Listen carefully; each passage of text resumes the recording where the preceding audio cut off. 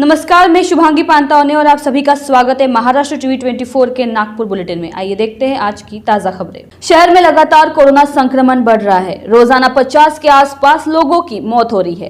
Private अस्पताल और सरकारी मेडिकल अस्पताल में भी लोग विभिन्न रोगों से संक्रमित है। लोगों को कोविड संक्रमण भी निकल रहा है। ऐसे में जो लोग कोविड से मर रहे हैं उन्हें शहर के विभिन्न घाटों पर ले जाया जा रहा है। इन मृत शरीरों को नष्ट करने के लिए घाटों पर वेटिंग चल रही है। मोक्षधाम पर भी ऐसा ही एक नजारा देखा गया, जहां एक मृत व्यक्ति की बॉडी अपने अंतिम संस्कार के लिए एक गाड़ी में रखी गई थी। नागपुर में कोरोना का भयावह चित्र है, जहां पिछले महीने सरकार और स्थानीय प्रशासन ने लॉकडाउन की घोषणा की थी। तभी से लगातार शहर में कोरोना के मरीज बढ़ रहे हैं। अगर हम पिछले कुछ दिनों के आंकड़ों को देखें तो 31 मार्च को 16,086 लोगों ने कोरोना की जांच की थी, जिसमें से 1,884 पॉजिटिव निकले और 43 लोगों की मौत हुई। 1 अप्रैल के आंकड़ों को देखें तो 17,878 टेस्टिंग की गई, जिसमें से 3,630 मरीज पॉजिटिव आए, तो वही 60 मरीजों की मौत हुई है। ऐसे में अगर हम मौत के आंकड़ों पर गौर करें तो रोजाना उनमें बढ़ोतरी नजर आ रही है। ऐसे में मृत मरीजों का अंतिम संस्कार शहर के विभिन्न घाटों पर हो रहा है। इन मृत शरीरों का अंतिम संस्कार के लिए वेटिंग चल रही है। नागपुर के मोक्षधाम में रोजाना कई लाशें जलाई जा रही है, जहां पहली लाश जलने तक दूसरी लाश को रोका जाता है। यह नजारा अब आम हो चला है। सोचो, अगर स्थिति यही रही तो कोरोना का संक्रमण कितना बढ़ रहा है, रोजाना कितनी मौतें हो रही है। भला ही स्थानीय प्रशासन ने पाबंदियों पर हमें छूट दे दी है, मगर इस स्थिति में सभी को इन नियमों का पालन करने की जरूरत है, नहीं तो आने वाले समय में स्थिति और भयानक हो सकती है। महाराष्ट्र टीवी 24 के लिए प्रकाश शुंकलवार की विशेष रिपोर्ट, नागपुर।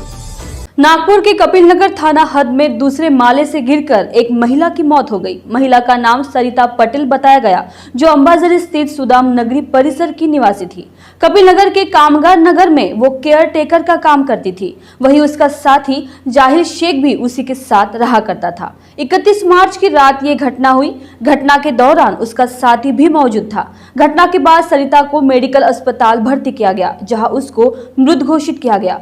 कपिलनगर पुलिस ने फिलहाल आकस्मिक मृत्यु का मामला दर्ज किया है। वहीं पुलिस अन्य पहलुओं पर भी छानबीन कर रही है। काल दिनांक 31/3/2021 रोजी 10:30 वाजण्याच्या सुमारास कामगार नगर या ठिकाणी एक अंडर कन्स्ट्रक्शन बिल्डिंग आहे। त्या बिल्डिंगमध्ये एक जोडपं त्या ठिकाणी केअरटेकर म्हणून राहत आहे। महिलेचं नाव आहे सारिका शंकर पटेल। तिच्यासोबत राहणाऱ्या पुरुषाचं नाव आहे जाहिद युसुफ शेख। हे दोघं लिव्ह इनमध्ये राहत आहेत बऱ्याच वर्षापासून। तर पहाटे 3:30 वाजता पोलीस स्टेशनला मेडिकल हॉस्पिटल येथून खबर मिळाली की ही जी महिला आहे सारिका शंकर पटेल, दोघं ज्या इमारतीमध्ये राहत होते त्या पहिल्या माळ्यावरून खाली पडल्याने तिला दवाखान्यामध्ये उपचारासाठी नेण्यात आलं होतं। त्या ठिकाणी ती मृत असल्याचं घोषित केलं। तर तिच्यासोबत राहणाऱ्या पुरुषाने दिलेल्या तक्रारीप्रमाणे व दवाखाना मेडिकल बूथ येथून मिळालेल्या खबरनुसार मर्ग दाखल करण्यात आले। मर्गाची चौकशी सुरू आहे। प्राथमिक चौकशीमध्ये यातील मयत व तिच्यासोबत राहणारा पुरुष हे लिव्ह इनमध्ये राहत असून मागच्या 10 दिवसांपासून या अंडर कन्स्ट्रक्शन बिल्डिंगमध्ये केअरटेकरचं काम करत आहे, अशी माहिती मिळत आहे। तसेच सदरचे मयत ही घटना संशयास्पद वाटत असल्याने त्या दृष्टीने आम्ही अधिक तपास करत आहोत। पूर्णपणे चौकशी झाल्यानंतर त्यानंतर जे काही स्पष्ट होईल त्याप्रमाणे पुढील कारवाई करण्यात येणार आहे। सर, हे नेमकं राहत कुठं होते सर? म्हणजे नेमकं म्हणजे राहण्याची काय जगा काय? कामगार नगर प्लॉट नंबर 18 या ठिकाणी अंडर कन्स्ट्रक्शन बिल्डिंग सुरू आहे। त्या बिल्डिंगमध्येच राहत होते। त्या ठिकाणी सुरुवातीला लेबर काम करत होतं, परंतु होळीनिमित्त लेबर गावी गेल्यानंतर त्या ठिकाणी जे काही बांधकामाचं साहित्य आहे त्याची चोरी व्हायला नाही पाहिजे म्हणून घरमालकाने त्या ठिकाणी यांना केअरटेकर किंवा एक काळजी घेण्यासाठी ठेवलं होतं। तिथंच राहून त्याच ठिकाणी झोपत होते त्या बिल्डिंगमध्ये। दोघंच राहत होते त्या ठिकाणी। त्यातील महिला आहे ती महिला सुदाम नगरी अंबाझरी या ठिकाणची आहे। पुरुष जो आहे तो मूळ राहणार आहे छत्तीसगड इथला, बस्ती जिल्ह्यातील, बैतूल जिल्ह्यातील। तर त्याच्याकडे चौकशी करत आहोत। तसेच इतर साक्षीदार व परिस्थितीजन्य पुरावे यावरून पुढील कारवाई करत आहोत. लॉकडाउन में टैक्सी का रोजगार बंद हो जाने पर एक टैक्सी चालक 25,000 रुपए कमाने के चक्कर में गांजा की खेप लेकर जाते हुए पुलिस के हत्थे चढ़ गया. आरोपी का नाम अजय भट्ट है. आरोपी को महालगांव कापसी उड़ान पुल इलाके में से 24 लाख रुपए के गांजे के साथ गिरफ्तार कर लिया गया है. नई दिल्ली निवासी अजय भट्ट बड़े प्रमाण में गांजे की खेप दिल्ली ले जा रहा था. मादक पदार्थ विरोधी दस्ते की इस साल की यह सबसे बड़ी कार्रवाई है. दस्ते के वरिष्ठ पुलिस निरीक्षक सार्थक नेहते को इसकी सूचना मिली. नेहते ने सहयोगियों के साथ मंगलवार की रात आउटर रिंग महालगांव कापसी उड़ानपुर इलाके में नाकाबंदी की.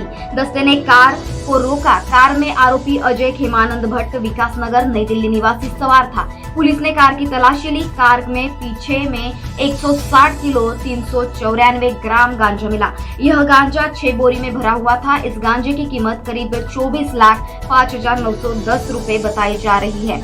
आरोपी अजय भट्ट के खिलाफ पारडी थाने में मामला दर्ज किया गया है.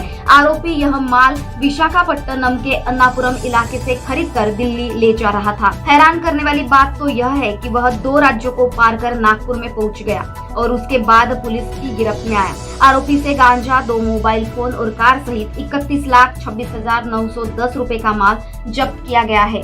आरोपी पर पारडी थाने में मामला दर्ज किया गया है. मादक पदार्थ विरोधी दस्ते के वरिष्ठ पुलिस निरीक्षक सार्थक नेहते, सहायक पुलिस निरीक्षक सूरज सुरोशे और अन्य पुलिस कर्मियों ने यह कार्रवाई. NDPS पथकाला काल एक इन्फॉर्मेशन मिळाली होती की अजय भट्ट नावाचा एक व्यक्ती आहे जो नागपूरमध्ये मोठ्या प्रमाणात गांजा घेऊन येत आहे.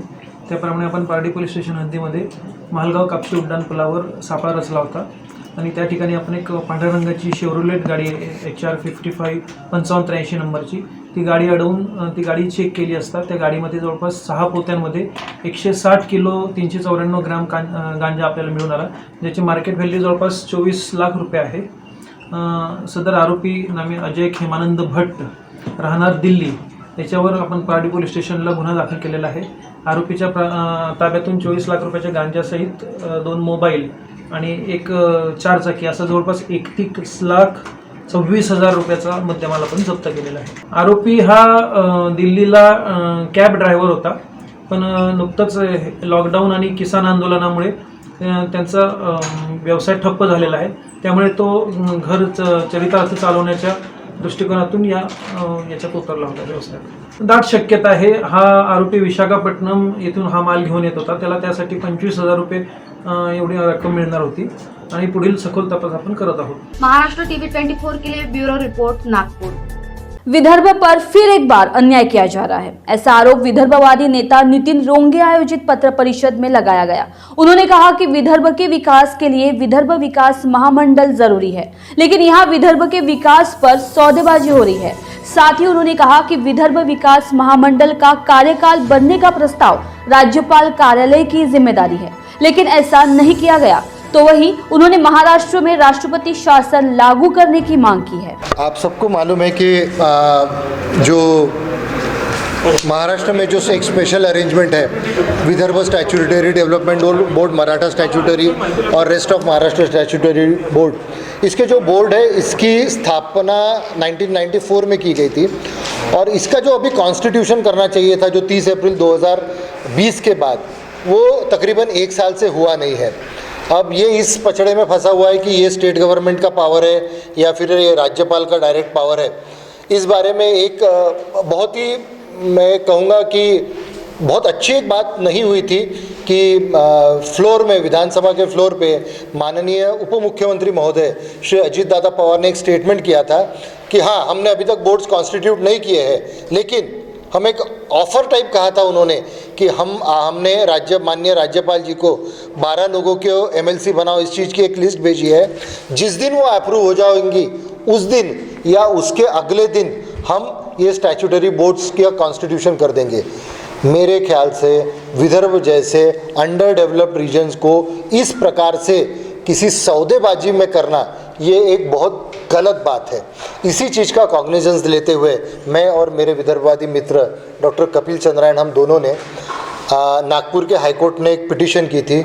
मुझे बताते हुए आनंद होता है कि राज्य के माजी महाधिवक्ता एडवोकेट श्रीहरि अणे साहब ने आज इस पिटीशन को आर्ग्यू किया और उसमें हमारी 3 प्रेयर थी। पहले 3 रिस्पोंडेंट्स थे उसमें। पहला government of India through home secretary, दूसरा government of Maharashtra through chief secretary and secretary to the office of governor. तो मुझे बताने में आनंद होता है कि आज नागपुर हाई कोर्ट ने government of India, government of Maharashtra और महाराष्ट्र के जो एडवोकेट जनरल है, इन तीनों के लिए नोटिस इशू किया है और 2 हफ्ते के बाद इस चीज़ की वापस से सुनवाई होने वाली है। ये हमारे लिए एक मॉरल विन है, एक नैतिक जीत है हमारे लिए कि बाकी कुछ हो ना हो, सरकार हमारी सुने ना सुने, विदर्भ पे ऊपर वापस अन्याय की मालिका शुरू हो रही है। बट इस देश में कायदा, इस देश में कोर्ट अभी भी जिंदा है और कुछ ना कुछ अच्छी बात हो रही है। धन्यवाद। बुलेटिन में अभी के लिए बस इतना ही। देखते रहिए महाराष्ट्र टीवी 24। नमस्कार।